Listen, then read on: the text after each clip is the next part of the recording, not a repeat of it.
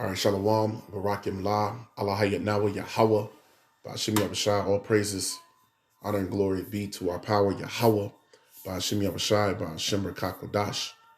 Double honor to the elder apostles of Great Millstone. Peace, love, blessings, and salutations be to the hopeful elect. Habayath, Madabada, the house of David, the brothers laboring, day in and day out, giving all diligence to make their calling of election sure, helping seal the elect of the nation of Israel for the return of our Lord Hamashiach Yahushai is at hand, and to the Akim Wakwaf, brothers and sisters that also listen and believe on this glorious gospel that's being preached throughout the four corners of the earth. Unto you I say shalom. Shalom to the hopeful elect. This is the brother Sakalab, back all through the spirit of Yahweh Shem Yahushai with another lesson. And I pray that this lesson is edifying. As you see here on the screen, this is going to be the premise of the lesson coming from www.barons.com. And this is getting into how the children of Israel will be eating defiled bread and defiled food amongst the Gentile nations where we were scattered. Now, the title says, eating one wild fish is the same as a month of drinking tainted water. And this is found in a study showing you how polluted the rivers, the lakes, the estuaries, all the places where we go to eat, everything that is in this society is destroyed, as it says, as it is written in the scriptures, right? So now we'll go ahead and continue on.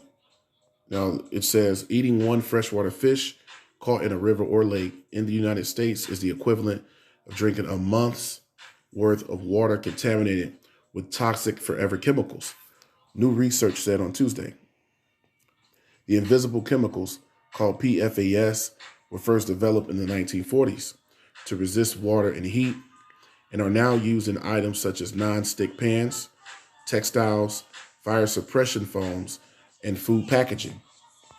But the indestructibility of PFAS, it goes into saying substance, means the pollutants have built up over time in the air, the soil, the lakes, the rivers, the food, the drinking water, and even our bodies. So these forever chemicals are in our bodies. And what is it doing? Breaking down our cells and causing, different issues, health issues within different people throughout the world. We always hear about different forms of cancer and, the different poisoning, lead poisoning and things like that. All those things are breaking down our cells and causing, different ailments in the body. Now, the man that said ain't gonna go and tell you and, come up with a way or method, that these things will not be used. He's going to continue to push the use of them because he wants to destroy you. Continuing on, there have been growing calls for stricter regulations for PFAS, which have been linked to a range of serious health issues, including liver damage, high cholesterol, reduced immune responses, and several kinds of cancer. The same thing I was just speaking on. It says to find out PFAS contamination in locally caught fish, a team of researchers analyzed more than 500 samples from rivers and lakes across the United States between 2013 and 2015. The median level of PFAS in the fish was 9,500 nanograms per kilogram, according to a new research published in the journal Environmental Research. Nearly 3/4 of the detected forever chemicals was PFOS, one of the most common and hazardous of thousands of PFAS. And it's showing you even the pans we use to cook our food, that these forever chemicals are in that, plastics, BPA, etc. There's really no way around it.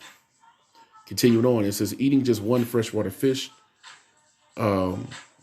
equaled drinking water with PFOS at 48 parts per trillion for a month, the researchers calculated. Last year, the U.S. Environmental Protection Agency, or the EPA, lowered the level of PFOS in drinking water it considers safe to 0.02 parts per trillion. The total PFAS level in the freshwater fish was 278 times higher than what has been found in commercially sold fish, the study said. Dr. Andrews, a senior scientist at the nonprofit Environmental Working Group, which led research, told AFP he grew up catching and eating fish. I can no longer look at a fish without thinking about PFAS contamination, said Andrews, one of the study's authors. Now, there's a lot more information, but I just wanted to touch on the fact that this is what we clearly see in the spirit here, which is, the fact that we will be eating defiled food amongst the Gentiles, right? And that everything is polluted. So now let me just jump into this, get the first quick precept. This is Ezekiel 4 and verse 13. And it reads, and the Lord Yahweh said, even thus shall the children of Israel, Yasha'Allah, which are you so-called Negroes, Latinos, and Native Americans, you comprise the 12 tribes of Israel, right? It says, even shall the children of Israel, Yasha'Allah, eat their defiled bread among the Gentiles. So we are eating defiled food among the Gentiles. When you read in Deuteronomy 28:64, it tells us we will be scattered throughout the four corners of the earth. So everywhere we will be, right, one of the curses upon our people is that we will be also eating defiled bread, defiled food amongst the heathen nations, right? It says, whither I will drive them, all the places where we were scattered. So we are eating defiled food, which is why we should, in the spirit, remain humble and thankful to Yahweh Shem Yahweh that we're even alive. And also, in doing so, not being over-righteous, because there's nothing wrong with, trying to eat cleaner and, eat, foods that are organic if you can, but it's a lot of foods that they say are organic that are not, right? A lot of times they slap those tags on to food, and a lot of people will buy it just because of that reason. So there's nothing wrong with trying to eat better, which we should. The scriptures even tell us, to do good unto ourselves in the book, in the Apocrypha, right? So there's nothing wrong with that, but we shouldn't be over righteous, because you see that, and I've seen that with particular people concerning this and other things, where they take certain things and they take it to the moon, so to speak, right? They try to make a doctrine, out of particular things when it comes to foods and the ways we should live and so on and so forth. The scriptures tell us the right way to go about it. So always strive to try to do better if you can and eat as clean as you can. But ultimately, all the food and all the things, that we possess and that are in this land and this earth has been defiled by the man of sin. Let's show that. It's the book of Ecclesiastes 7 and 15. It says, all things have I seen in the days of my vanity. And what did King Solomon tell us? That all is vanity, right? That's more proof. It says, there is a just man that perisheth in his righteousness, and there is a wicked man that prolongeth his life in his wickedness. See, all things are controlled through and by Yahweh Hashem Yahushua. Verse 16, Ecclesiastes 7 and 16, be not righteous over much, neither make thyself over wise. Why shouldest thou destroy thyself? You'll kill yourself trying to be over righteous, trying to do everything, to perfection, or looking into and researching everything and realizing that everything is tainted and polluted. As a matter of fact, let's show that. This is the book, before we come back, of Micah 2. And I'll go right to the point in verse 10, and it reads, arise ye and depart, for this is not your rest. Because it is polluted, it shall destroy you even with a sword destruction, which that goes right back into what we're reading here in Ecclesiastes 7, right?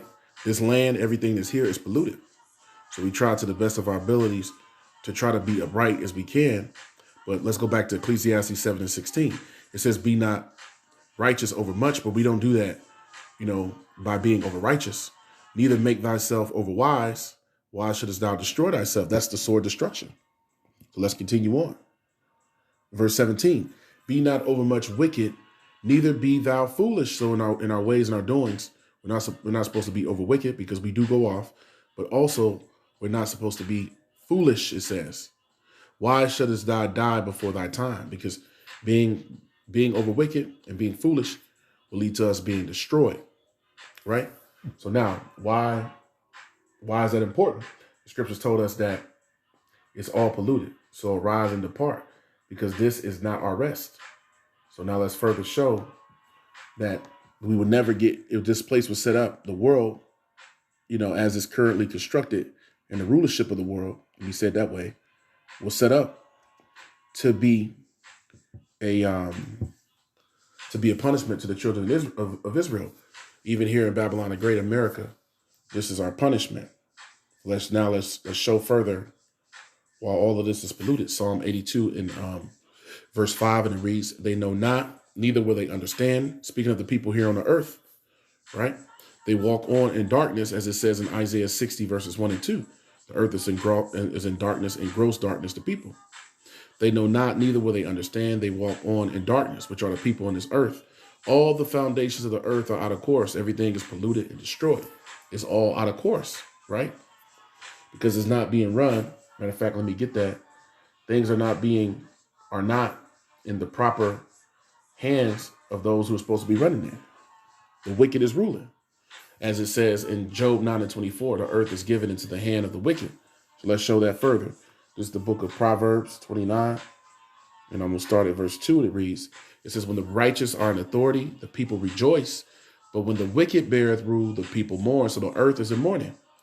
The animals and all things that, exist and consist in this world, everything that is here, right, is all in a state of mourning. It's all, in a state of destruction, because the son of destruction, the man of sin, Esau, Edom, is ruling the earth in wickedness. Let's show that further. This is the book of Romans 8. And I'm going to start at verse 17, and it reads, "And if children, then heirs, heirs of the power, and joint heirs with Hamashiach, if so be that we suffer with him, that we may be also glorified together." And that's our prayer, right? That's our prayer, is that we, will be glorified, by receiving salvation. Romans 8 and 18, "For I reckon that the sufferings of this present time are not worthy to be compared with the glory which shall be revealed in us." So the glory, the hell that we catch and what we go through, is nothing compared to what we're going to receive, for the hardship and for the hell that we went through, not only now, but in our past lives, right? There's going to be a reward, for our labors and for having faith.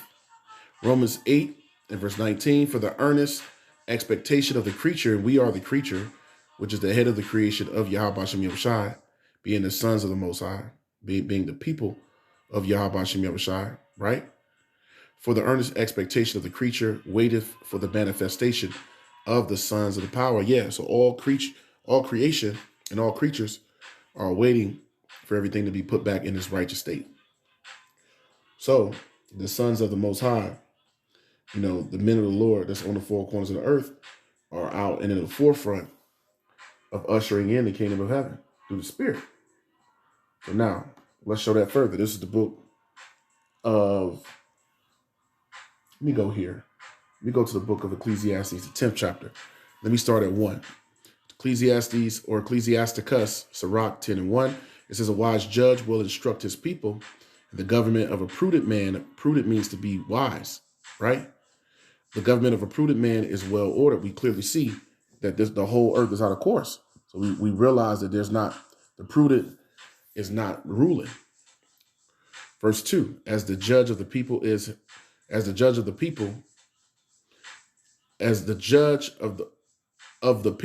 himself, so are his officers.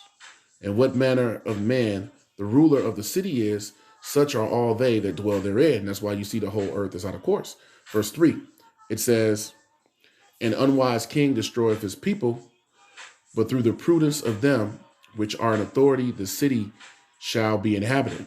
Verse 4, "The power," it says, "of the earth is in the hand of Hadawan, and in due time he will set over it one that is profitable." So in due time, the righteous are going to come back into authority. That's one that is profitable. Now let's go down and hit the point. Verse 7, Sirach 10 and 7, "Pride is hateful before God and man." See, pride is the thing that the Most High, Yahweh Hashem Yahushua, hates the most, right? It says, "And by both, those one commit iniquity." So iniquity, evil doing, wickedness is done by those that have great pride.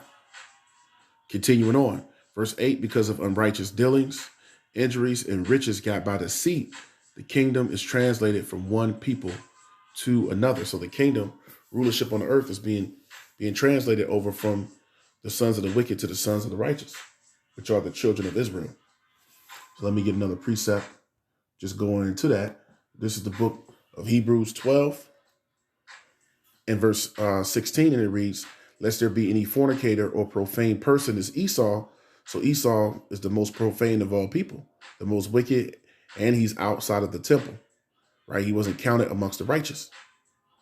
It says, or profane person is Esau, who for one morsel of meat sold his birthright. And it tells you in Salakia in Genesis 36 and 8 that Esau is Edom. So when we see Esau there, we can attribute that to his, not only the man Esau, but to his people, right? So there's no more profane person as Esau, the Edomites, right? So now, speaking of the wicked, once again, Malachi 1:4 tells us that the border of wickedness, the Edomites are known as the border of wickedness.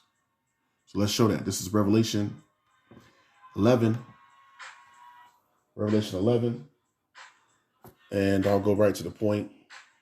Revelation 11 and verse 18, and it reads, it says, and the nations were angry, and thy wrath is come, and the time of the time of the dead, that they should be judged, and that thou shouldest give reward unto thy servants the prophets, and to the saints, all you believers, and the men of the Lord, as I push this word in truth and sincerity upon,